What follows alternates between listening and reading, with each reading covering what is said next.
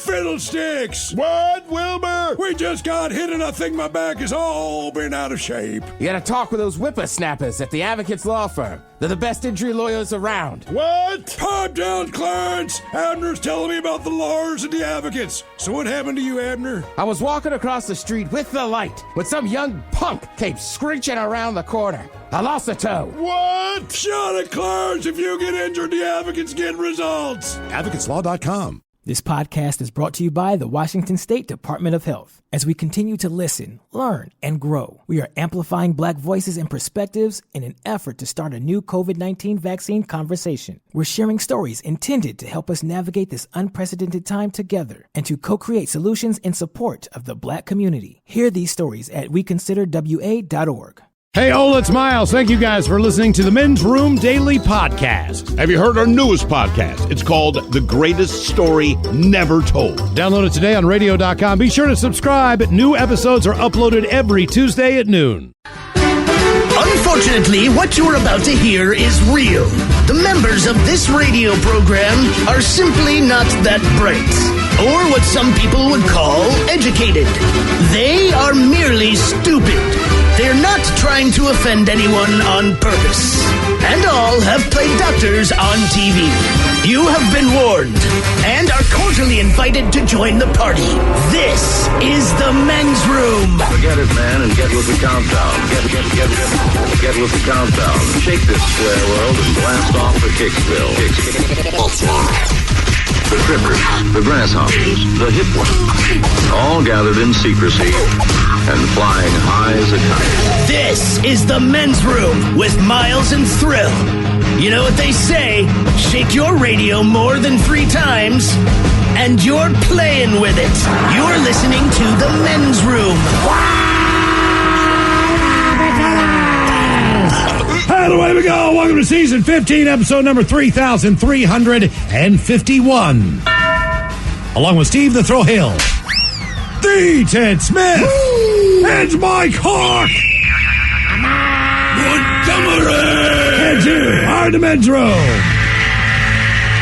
On tap today, the return of Who Sucks Less. We will play Profile This. Plus headlines, the Men's Room Shot of the Day, fun with listener emails, and everyone's favorite, TV Time with Ted. Clack, drinking and drunk. All right, here we go. A woman in Australia wakes up to a 12-foot python who is trying to eat her. Meanwhile, a cat named Mr. Tubbs, who passed away, can once again purr. Mom of 3 says her life has been miserable because of the loud sex next door. Shoplifter finds a unique method with a Kool-Aid packet to score. And gay penguins in a zoo steal lesbian penguins' eggs to become fathers. They've done this twice. That is all coming on today's very special episode of The Men's Room. And now, here's the question. Hola, bitches. Good day to you and yours. All right, this is not the setup to a joke, but a one-armed farmer in Australia was driving. Now, that's not terribly interesting in and among itself, but the man was driving himself to the hospital because he just had his arm completely torn off by a hay baler. He'd been doing some routine checks on the hay baler, got his hand stuck in the machine, and it tore his arm off from the elbow down. Now, to be fair, on the list of the 10 most dangerous professions, farming ranks 7th, and they're not kidding. In Maine, a farmer died when the machine he was on fell over into a liquid manure pit. But at least farming is recognized as dangerous, but it seems that in the last few years, working at something as simple as fast food has become infinitely more dangerous than it needs to be because of the customers. In Tennessee, a man opened fire at a KFC after being given the wrong order. He opened his bag, not what he ordered, so he did what any normal person would do, broke out his gun and started shooting at the employees. And at a McDonald's in Virginia, an employee was punched in the face. Guess she forgot to add the condiments. Now, I would argue that the only job where you should expect to get punched in the face are if you are a boxer or an MMA fighter. But every job comes with risk. It seems that way. In Iceland, a dentist. What do you think happens at the dentist's office? Wrong. No, she got compensation when the cupboard at work fell on top of her and busted her head open. And in Asia, a man painting a ship. He died when the scarf he was wearing got caught in the grinder and strangled him to death. Oh, yeah. He just wanted to paint a boat, man. Next thing you know, you're strangled because your scarf is stuck in the machine. And then at a wildlife park in China, tourists, well, they got to watch. It's not 1, not 2, but what they call Several bears mauled an employee as they drove by and snapped pictures. Today, we just want to talk about your workplace. It doesn't matter how benign or boring it might seem to you. Sometimes bad things happen, or maybe you work a job where dangerous is part of it. But today's question is this. What was the moment you realized that maybe your job was dangerous? Be part of the Big Show. Call 206-421-ROCK. Like the Men's Room on Facebook. Follow us on Twitter and Instagram at Men's Room Live. And send those emails to the Men's Room at KISW.com. Hey, all the Bacholas, thank you so much for listening to the Men's Room podcast. And thanks to our pals at the Advocates Law Firm for being great partners. Yes, even you, creepy Kyle. Seriously, though, if you'd been injured as a result of somebody else in your car, on your bike, walking across the street, talk to our friends at the Advocates Law Firm and let them help you out. Yeah, they're the best injury lawyers around, and they want to make sure that you're not taken advantage of. Plus, your first consultation is free. It's simple. You get injured, the advocates get results. Contact them today at advocateslaw.com. This podcast is brought to you by the Washington State Department of Health. As we continue to listen, learn, and grow, we are amplifying Black voices and perspectives in an effort to start a new COVID-19 vaccine conversation. We're sharing stories intended to help us navigate this unprecedented time together and to co-create solutions in support of the Black community. Hear these stories at weconsiderwa.org. The Men's Room returns with Miles and Thrill. 99.9 KISW. All the Bacholas, and away we go. Welcome to Season 15, Episode number 3,351. What a large and in charge program we have for you today. Guaranteed future repeat is once again Steve the Thrill Hill. You will bring us Who Sucks Less. As far as our three stories, we need to determine which of the three suck the least. How are we looking on these ones? These aren't the... I'll put it this way. If I had enough drinks in me, I might do any one of these three things. So it doesn't mean it's okay. So all are acceptable to some degree. Again, I would not necessarily go quite that far. I'm just saying, if you had enough liquid courage, you might be the subject of any one of these stories. Okay. All right. So Who Sucks Less on the way. And today, our question, we're going to talk about jobs. And as you know, there are jobs out there that are way more dangerous than other jobs, and that's a fact. However, it really doesn't matter what line of work you are in. Something inevitably can go wrong.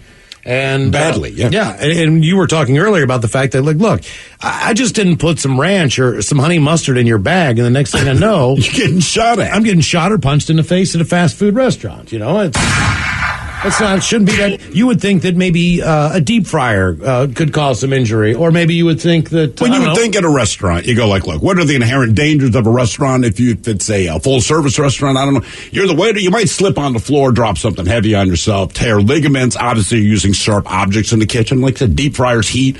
Burning, you don't expect to burn to death, but you're definitely using knives if you're going to get burnt. Right, but you go to these fast food places, and then the last 3 to 5 years, just the level of violence has absolutely excelled. Where if I worked in fast food, first of all, I'm not getting paid much. Second of all, I assume that any customer that walks in understands this is fast food, kind of like 7-Eleven. Like, if you're looking for caviar, perhaps you're in the wrong location, right? But it's fast food. So, and again, they don't pay me enough to really care what your problem is, but I'll do the best I can.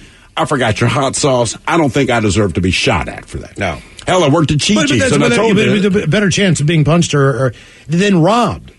It almost seems like if you forget somebody's fries or you forget somebody, look, that's your ass. Not that someone needs to come in there and get cash before the restaurant closes. You're not. I mean, my worry would not be being, if you close at 10, being held up at 9:55. That used to be the good old days. So people would just rob you for the money. Now they jump over the counter and beat your ass because the ice cream machine's down. Exactly. And like I said, when I worked at Chi-Chi's, there's nothing dangerous about, again, deep fryers, knives, blah, blah, blah. Instead, a guy dies changing a light bulb. Did you read during the shift? The people do get pissed off about McDonald's ice cream machines not working. Did you read the McDonald's is actually, at this point in time, some independent owners are looking for different machines to put into their restaurants to alleviate these problems, because even when you look at McDonald's social media, they make jokes and references all the time that their ice cream machines are constantly broken. Right, and the level of violence that seems to attach itself to that. If I'm McDonald's, I'd just pull ice cream off the menu. Look, I apologize my machines aren't working, but like anything, if this leads to violence, like if you can't handle yourself because you can't get McDonald's ice cream, maybe this is something we should just take away. Or maybe it should be a scoopable ice cream. Like Baskin Robbins. Just a big, cardboard tub of ice cream, and that's what you get. But something would still go wrong, Miles. Yeah. Something would still go They just wrong. need to We say- got one scoop left. Yeah, but on the picture, it shows I got 2 scoops. Well, sir, look, I'll even give it to you half price. Not good enough. Right? Not worth it. No, you're right. I always thought people just didn't want to run they just say the machine's broke. Yeah, I mean, you do a lot of that, too. Apparently it's very difficult to clean, too. So we do have a list coming up of the 10 most dangerous jobs out there, and we start with one that actually comes in at, let's see here, I believe number 5 on the list, is it? 7? Farmers? 7 on the list, yeah, it is. Number 7 on the list, and that is farmers. Sorry, it was on the bottom here, and I missed it. A 1 in a million farming accident last week resulted in the arm of an experienced worker being completely severed after it was caught in a hay baler. This happened down in Australia. Nathan McPherson said his good friend Adam Simmons was lucky to escape with his life after he became entwined in the hay baler. He was just doing a routine check of his baler, and his hand got caught in the baler, and it took it completely off from the elbow. The way he is, he says he's a good man, full of character. He jumped in the tractor and drove 400 meters to find a place where they were stacking the bales to get some help. The farmer was quick thinking. He saved his life by putting something around his arm to stop the bleeding. A helicopter then transported him from the property to a hospital. Guy's 36 years old. For his arm, listen to this, to be completely off of his body for 3.5 hours and rolling around continuously in the baler. And for them to secure the arm back on is a 1 in a million story. It's a pretty horrific story, though. It's Australia, of course. Get the arm back, mate. He is okay now. They have somehow managed to put the arm back on. He has got a pulse in his hand and some movement at this point in his fingers, which is a great sign early on about maybe a partial recovery or full recovery or whatever the deal is. I mean, it's a great sign, but overall, like, I'd rather not have my arm torn off in the hay. No. So it was spinning in the thing for the 3 hours? Yes, exactly. It was in the baler, just tumbling around like it was in a dryer or something, yeah. Yeah, I mean, that's got to be an awful noise. Oh, what's that? It's Billy's arm. Why don't we stay on the farm here and head to Maine, where a man is dead after a machine he was on fell into a manure pit. It happened at a family farm. Liquid manure, by the way. Firefighters say the man was operating a skid steer loader. When the machine fell into a liquid manure pit, God. he was taken to a Maine medical center. In a post on the Facebook page, the farm says that Roy Varney died this morning. Family said he lived his life to the fullest at the farm. He loved to ski, and he loved schooling. I know you got to be positive in these situations. Like, dude, he fell into a pile of liquid ass. What makes manure liquid? Did he drown in it, or did They he say fumes overtake drown, it? right? Well, see, we have another story later, and they say someone drowned in a vat of acid. Does that mean it's and like Mike sand? And I don't know. I guess it's just like, quicksand from 70 That's what I'm shows where it's going to saying. swallow you. So technically, you drowned, but I suspect if you could breathe, you'd inhale the fumes and go down anyway. I mean, it's so like water at it? Sorry, I'm not making fun of the guy's death. I'm just I've never heard of liquid It's cows with diarrhea.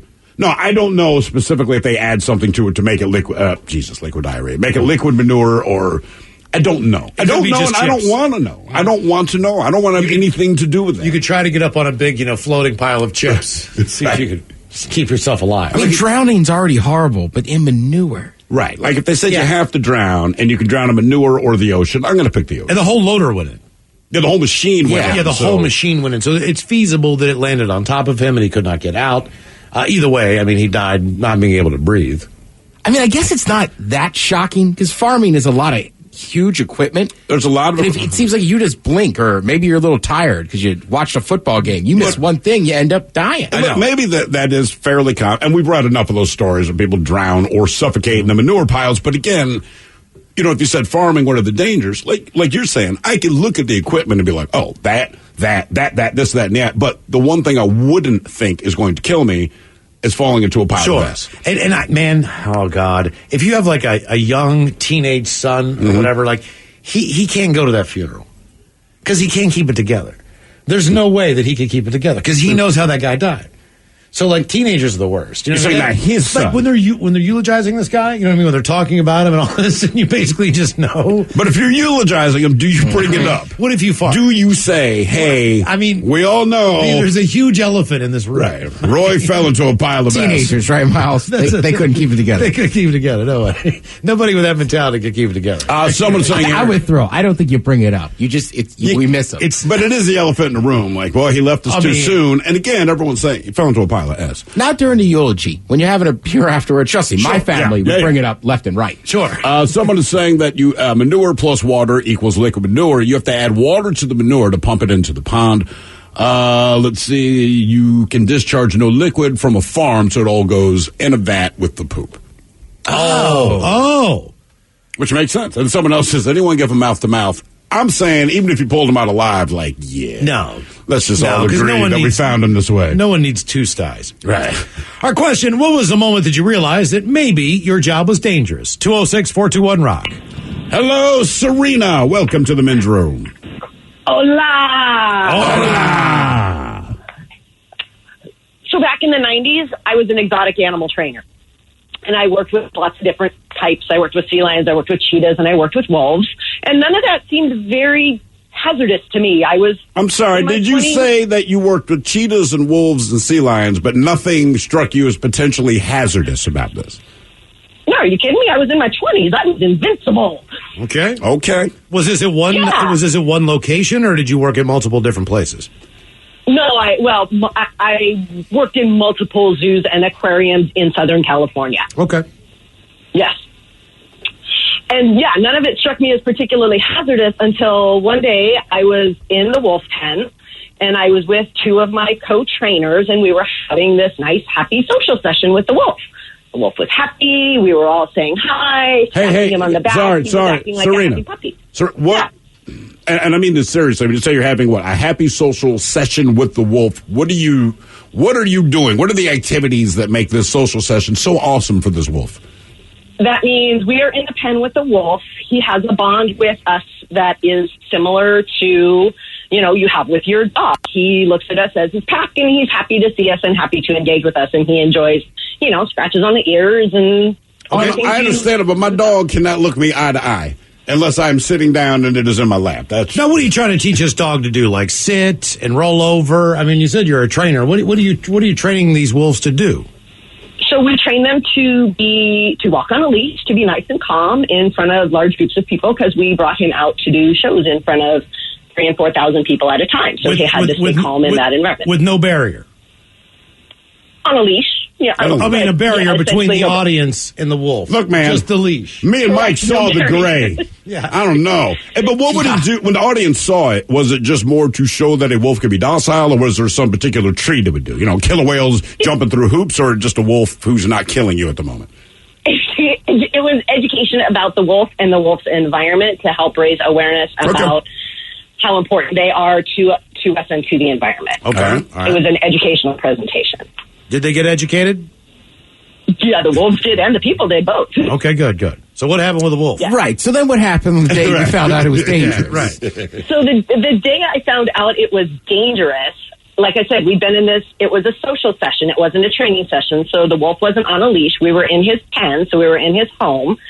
And when we got up to leave, suddenly I was blocking the wolf from his exit. And for him to get away from me, he would have had to turn his back on me. Now, this wolf was very dominant. He was what you would consider an alpha, and he wasn't going to turn his back on little 20-year-old me, and so he started growling at me. And I was in an awkward position, and I was trying to be calm and not look in the eye, and he decided, nope, you're in my way, so he launched himself at me, and he knocked me back about 6 feet across the pen. He stood on my chest, snapping and snarling his jaws in my face. And at one point, actually, he grabbed onto my shirt collar and was tugging on that. And what are you thinking while this is going on? Please don't kill me. Okay, no, that's fair. We're tracking. Right now, you and me are the same person. I'm thinking he's hungry, like a wolf. Well, in truth, it was a dominance display. If he truly had wanted to kill me, I would have been dead. No, I don't doubt that. Literally grabbed hold of my shirt collar. But it's just the point. I mean, I know if he wanted to kill you, you would be dead. But even his, hey, don't make me kill you, is enough for me not to want to do that job. How did he get off of you? Right. My co-trainers pulled him off. All right. So there's still a chance there's still a chance he would have killed you if the other two people hadn't have been there. Now, okay, you said you work with cheetahs. You said you work with cheetahs too. Now you see the inherent danger with something that happened to Roy Horn. I mean, Oh, yeah. They've been working with those tigers for years and years and years. They were doing multiple shows a day in Las Vegas. But again, the thing with that is, if you're part of the audience, like what happened to Roy Horn, I'm like, right, you chose to mess with tigers. I don't feel bad for you. But if I'm in the audience, you go like, hey, man, you know there's no barrier. So like, especially the Mirage. There was that none dude of in the 8th row smells tasty, and he decides to do something. So as far, did you ever interact with that wolf again, as far as going into the pen? Yes, I did. We actually worked past it. I was never alone in the pen with him, but I did get back to the point where I could walk him on stage, I could walk him on a leash, but I always had my co-trainers with me as backup. Well, you always have a co-trainer with you as backup no matter what. Based on your experience, what would be the most dangerous animal that you would not want to be around in the wild, knowing what you know? Knowing what I know, the most dangerous animal I don't want to be around in the wild. Ooh, elephants are big. Elephants are a big one for me. But are they going to attack a human? But the aggression, like cheetahs aren't big, but I feel like I can hedge my bets with an elephant. Not because I could beat an elephant, not that, but I could back away. Perhaps it could understand. I'm not trying to be territorial. It's all good. Elephants have enough intelligence, but I would rather deal with that than a cheetah. And even though cheetahs are smaller, they're cats, and cats are killing. I feel like I could walk by a giraffe. Cheetahs are total sweethearts. So. You know what I mean? They're total sweethearts. Yeah, but I feel like I could walk by a giraffe without it going nuts and stomping me. We understand. It could swing its head around. They have a wicked kick. They have a wicked kick. But I just don't see them being aggressive. But it's not going to try to kill me, I don't think. Well, put it this way. It's not hunting me. I guess that's the difference. No, they're not hunting you. Right. If I get bit by a giant tortoise, I put myself in that position to do that. Like, he is not a threat to me right now. Right. So what is the animal that is the biggest threat? Like, what do you think would just stalk you until it gets you? Just to do it. A leopard. Leopards always want to kill you. Leopards are always thinking about killing you. Deaf leopard. Hi, That's why I hate you're that feeding thing. me. I still might kill you later. Tigers are super sweet. Tigers are like, oh, I like you. Should I think about killing you? No, I really like you. And cheetahs are just like, oh, you're my friend. Come here. Let's cuddle. Okay. All right.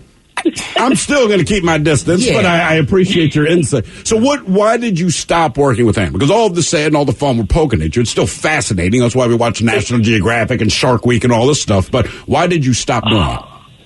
Oh, God, it was the best job ever. It was a job for a young person without too many bills, and it was not financially. Okay. All right. What was the last animal that bit you? The last animal that bit me was a parrot.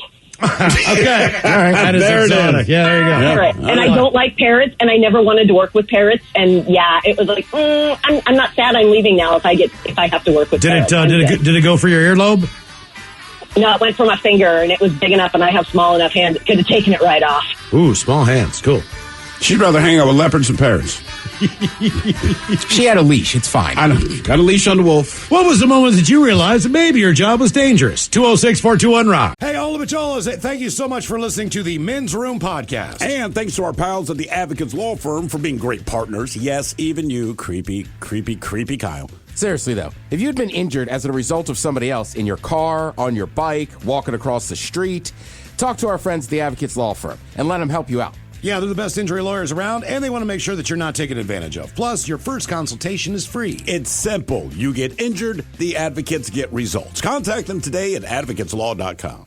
This podcast is brought to you by the Washington State Department of Health. As we continue to listen, learn, and grow, we are amplifying Black voices and perspectives in an effort to start a new COVID-19 vaccine conversation. We're sharing stories intended to help us navigate this unprecedented time together and to co-create solutions in support of the Black community. Hear these stories at weconsiderwa.org.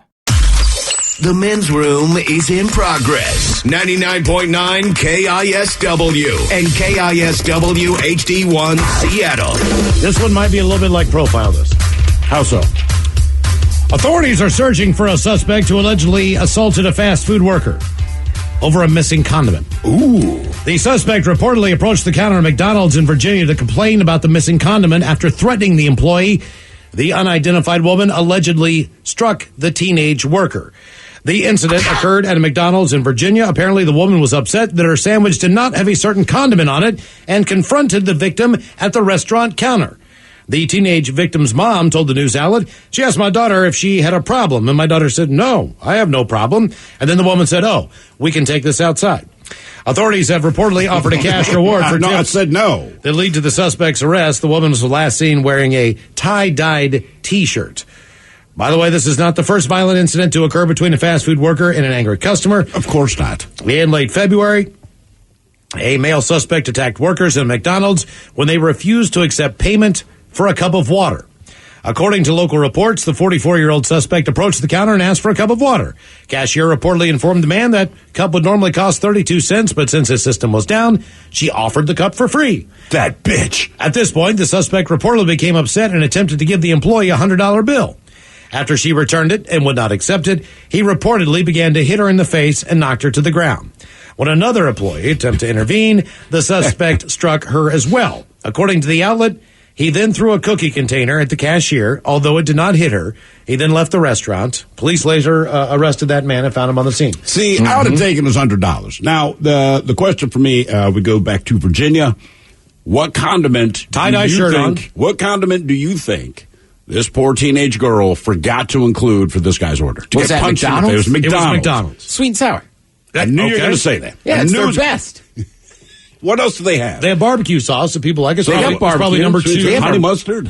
They have a bunch of them now. They kind of introduced tenders a while ago. Right. So they got ranch. Oh, really? They Yeah, have but Buffalo now for their spicy chicken nuggets. I did not know this. Before this. Oh, yeah. McDonald's, you're putting your employees in danger. See, we already said get rid of the ice cream because people act like morons. Now you're offering more condiments, which means more opportunities for these underpaid teenagers to forget to put in the bags, which is going to up the assaults. You're Now, making their life dangerous. Here's where this aspect of this comes in, all right? So I will give you the condiment, and we got to figure out what the hell's going on here. All right. The condiment that she wanted on her burger was ketchup.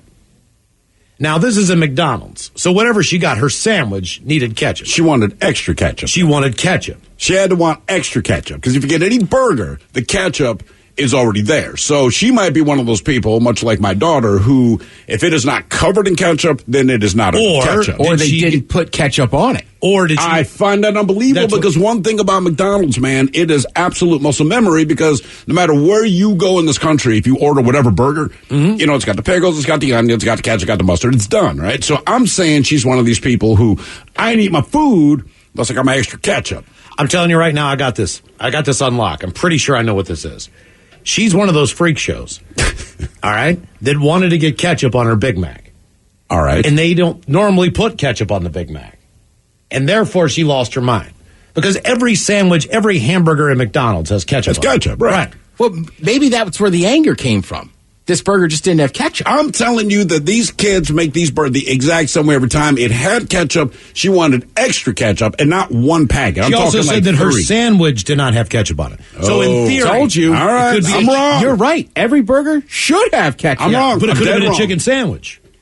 It could have been a fish sandwich. It could have been It was Big not a Mac. fish sandwich. I think we can agree. Well, it was not a fish kids sandwich. dip their fish sticks in ketchup. Right. And that's all a McDonald's fish fillet is just one giant square fish stick. Did they say this woman is 120 years old? She's no, they also did not. wearing a She- tie-dye shirt. Hippies love fish sandwiches. Yeah. Man, you guys might be right on this one. We're going to Some find hippie out. wanting ketchup on their fish sandwich from McDonald's. But would a hippie then turn around and assault someone for not having it? That is a really weird thing to assault someone in a tie-dye T-shirt. That is kind of... That's even weirder than assaulting a teen because there wasn't ketchup on your sandwich. right. I mean, normally you wear a T-shirt because you're kind of in line with that thought process. Right, generally speaking. I don't wear T-shirts of bands I hate. But what if it was a tie-dye affliction shirt? See, that would throw you for a I don't loop. have the body for that. I don't look like an MMA fighter. Right. I mean, I think you need to kind of have that look. Our question, what was the moment you realized that maybe your job was dangerous? 206-421-ROCK. By the way, someone's checking in. It says, Thrill, when I worked for McDonald's, they explicitly told us that if we accept a tip, we let it go. Now, for one day, that's a win, but in the end, if you want to pay, please continue to come in, but it's not worth losing your paycheck for the $100. Right. So here's the guy, but was he giving it as a tip? He or was trying to pay for a break 32-cent cup of water. and get $99.68 change? Exactly. That was a problem. Okay. Or, you know what? That's a good call. But I have definitely been in a bar before where somebody tried to tip $100 on like a small bill. And the bartender was like, she was like, no, like, you don't need to tip $100. And then the guy got real pissy and was like, oh, my money's not good here. And it's like, well, wait a minute. Like, you had a drink. Yeah, but again, this is if I am this bartender, right? And you had $7.50, whatever it was, right? And you decide you're going to give me $100. First, I will check. Like, did you want me to break this? And if they say, no, you know what, man, I'm just feeling good, whatever the situation is, that's for you. I go, cool, thanks, let me pour you a shot. That's the end of the conversation. If you want to tip me $100, I will take your $100. It's the $100 bill. It's not the 520s that make the difference. There's only one place in the United States where they don't give a crap. You can buy a pack of gum with a $100 bill. Vegas. That's Vegas. Yeah, you're right. She can't break 100. And as rare as you have a $100 bill on you, I mean, whenever it occurs, it's always one of those things like, oh, I'll get a $100 bill. How'd I get this? And it's the last thing you spend in your wallet. Exactly. And you can't believe you have it in your wallet. Then before you use this, which is perfectly legal in the United States of America, the number one thing that everyone does before handing that $100 bill over to the cashier, it says, I'm sorry, I only have 100. Mm-hmm. Why in the hell do you have to apologize for only having a $100 bill? Because of the change. But you understand guilty. the till. You feel guilty about using this currency. Last time we were in Vegas, right? I was buying a lighter from the convenience store at the bottom of the casino. Mm-hmm. And again, but the problem with Vegas is if you go to the ATM, they just give you 100s, right? So I walked in and I said exactly what you said I was going to say, which is, hey, I get the lighter. It's like $1.29. I'm like, man, I'm really sorry. All I have is a $100 bill. One behind the counter is like, baby, this is Vegas. Don't even worry about it. Exactly. She had no problem doing it. I'm like, all right. What was the moment you realized that maybe your job is dangerous? 206-421-ROCK. Hello, Jake. Welcome to the men's room. Hola. Hola. Okay, so I work for a tree service logging company. I'm actually the guy that got my penis smashed in the chipper. You got your penis smashed in the chipper? Yeah, I called in a remember. month or two ago. Because you're the only person I've ever spoken to who had their penis smashed in a chipper. By the way, just so you know, as far as the 10 most dangerous professions, that's number one. Yeah, I know. Fatal injury per 100,000 full-time equivalent workers is 97. Total fatal injuries, 74. Crazy. Non-fatal injuries, 1,040. And the number of people doing that job, 53,000. So that is the most dangerous job right now in the United States. Yeah. And I knew it was dangerous when I started, but I didn't think I'd get, your penis in a wood chipper. Yeah, I think if you thought that would happen, you wouldn't take the job. But what happened? Yeah, I never thought that would happen. But anyway, so like the first, I don't know, it was just a little over a year that I'd been there.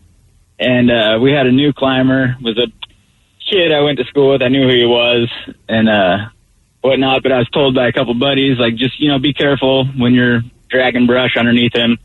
He sometimes doesn't look down when he's cutting stuff. And we were on this job and taking down a hemlock in the back of this house on a lake and stuff. And the lady never cleaned up dog poop or nothing. So our boots were just covered in dog poop. And we had a long drag uphill, and it just was kind of a crappy day. And I was a little pissed off because there was another guy, like our foreman was in another tree right where we had to drag brush through, and he was throwing limbs down every time we'd come back with like an armload of brush. So we'd have to grab that limb and get it out of our way, and then pick up the rest of our limbs, take it up to the chipper. And anyways, the new climber, he was just getting kind of done. He was chunking the tree down.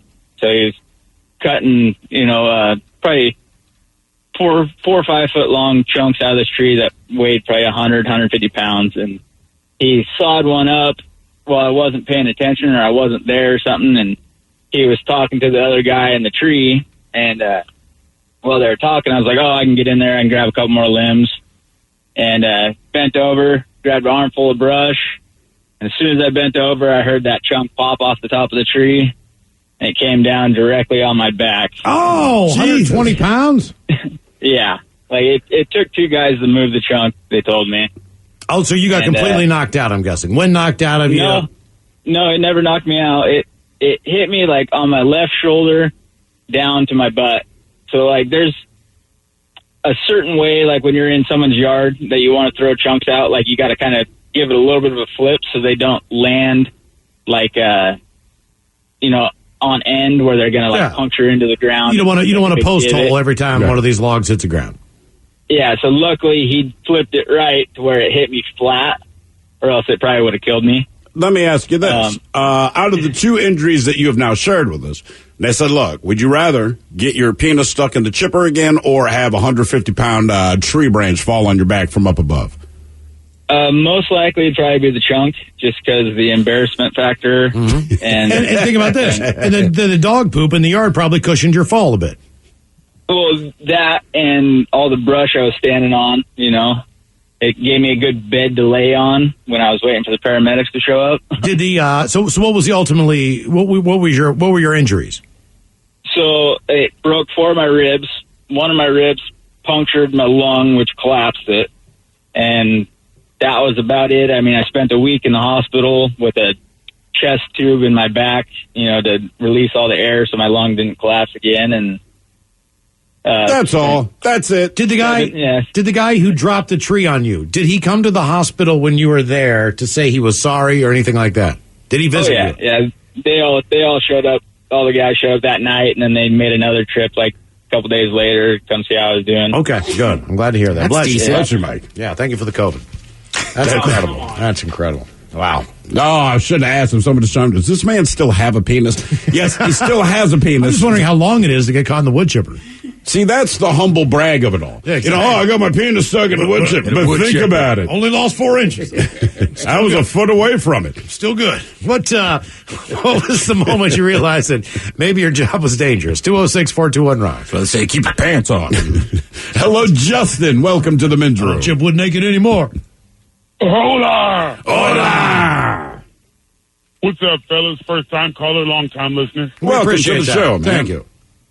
Man, I just want to say, man, you guys make the ride home great, man. It fills the work truck with laughter every day, man. Appreciate you guys. Well, thank you. Right on, man. We Thank appreciate you.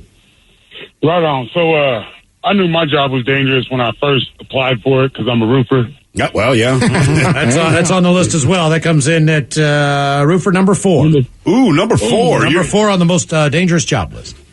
Hey, that makes me proud. Ask for a raise. That's what that means. Well, I'm the foreman, so I'm almost peaked out right now. But yeah, I saw a guy fall off a 2-story house. He was tied off, and his rope just like, I don't know, the knot in his rope didn't hold him, and he slid all the way to the ground, to the concrete, man, and stopped him right at his feet. Concrete will do that. Mm-hmm. What does that sound like when nothing breaks your fall except concrete? No, I mean he didn't hit the ground. His the rope. Okay, he hit the ground. Oh wow, he would have been finished, bro. How was his groin? Man, he was holding on to the rope with his arm, and he had a bad rope burn, like in his armpit. You know what I mean? From it tightening up and just burning the mess out of his arm. What? Have you ever fallen through sheathing before? No, I have fell through a skylight before. How did that happen? Did you trip? No, they were doing something with the skylight. It wasn't there or something, and they had put a sheet of plywood over it, and somebody had moved it, so one of the corners wasn't on it. And I just stepped on the plywood, and I was like, "Oh crap!" Where did you land? Where did you land? Like in someone's living or bedroom or what? No. I caught myself on both armpits. I had 2 nasty scars on my armpits, but I threw my arms out, and my arms caught me. Boom! You know what I'm learning about this, Justin? Apparently, if you're a roofer, your armpits take a whole lot of damage, which is not something I would have thought. Between rope burn and slamming them through a skylight. What is the most dangerous job you've done as far as you feeling just scared? You know, like a 3-story slate roof or like what, with real high pitches, or have you ever done anything that's just like, no, this is not good? Well, I mean, yeah, like the 3 stories houses that like are on the cliff. So you like go on the cliff side, 3 stories up, and then there's a cliff. You know what I mean? That's kind of freaky. Yeah, I bet it is, man. Do you get used to it after a little while, or does it still just the nerve never go away? Well, I'm used to it. I've been doing it for like 16 years. But, you know, you want to stay humble with it, man. You don't want to take it for granted, because when you do, you bye-bye. Right. Let me ask you this one last question, man. If you do the roofing and you stood on these tall-ass houses next to cliffs and all this, would you ever be a window washer? Like with the skyscrapers downtown and all that stuff? Absolutely. I worked for a company in Seattle, Union, you know what I mean? And we roofed a lot of skyscrapers. I roofed St. Joseph's, Good Samaritan. Is it the wind that freaks you out?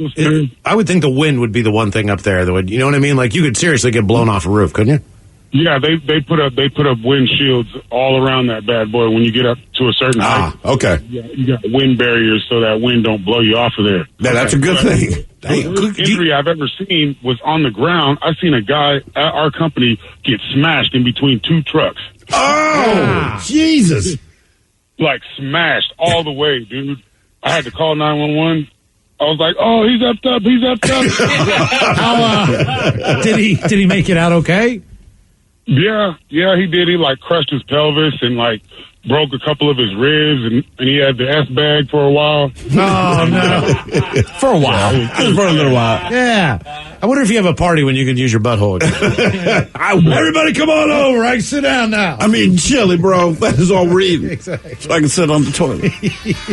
What was the moment you realized that maybe your job was dangerous? 206-421-ROCK. This podcast is brought to you by the Washington State Department of Health. When we think about the COVID-19 vaccine hesitancy in the Black community, let's remember, it didn't happen by chance. It's justified in history. But the will to change the narrative is strong today, and our people are lending their voices to the conversation. We're sharing our stories and the reasons that made us choose the vaccine so we can lead the way for others to make a well-informed choice too. To hear our stories, visit hereforuswa.org.